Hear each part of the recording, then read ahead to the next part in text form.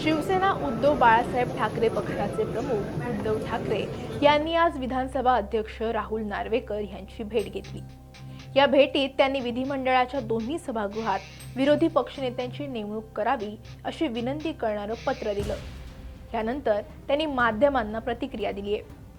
विधानसभा अध्यक्षांची भेट घेतली, पक्ष कार्यालय नाहीये, आता असंच म्हणावं लागतं, कारण हे नवीन सरकार आल्यानंतर हे कितवं अधिवेशन आहे काय असेल ते, त्याच्याप्रमाणे जसं एखाद्या गोष्टीचं आमंत्रण देतात त्याच्याप्रमाणे सालाबादप्रमाणे यंदाही विरोधी पक्ष नेते दोन्ही सभागृहात नाही तर दोन्ही सभागृहात, खास करून मी आज विधानसभा अध्यक्षांची भेट घेतली माझ्या सहकारी आमदारांसोबत आणि हेच सांगितले की सालाबादप्रमाणे याही वेळेला आपल्याला या सभागृहात विरोधी पक्षनेते पदाची नेमणूक व्हायची आहे याची आठवण करायला आम्ही आलेलो आहोत।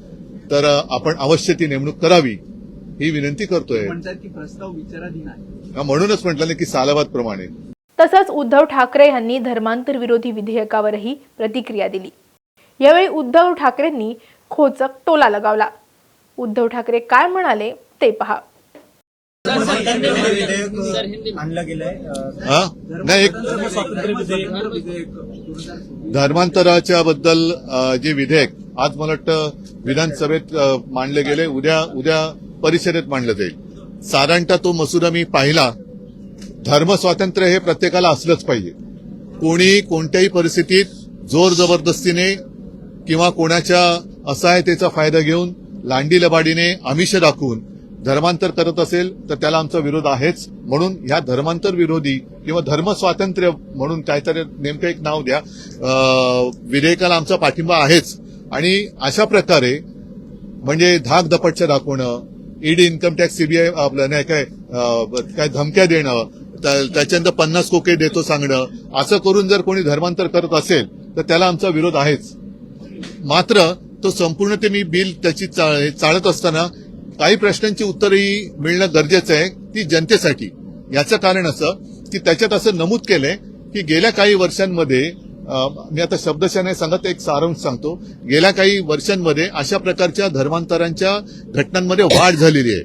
आता गेल्या काही वर्षांमध्ये जास्त करून भाजप प्रणित सरकार राज्यात आणि केंद्रामध्ये सत्तेवर आहे।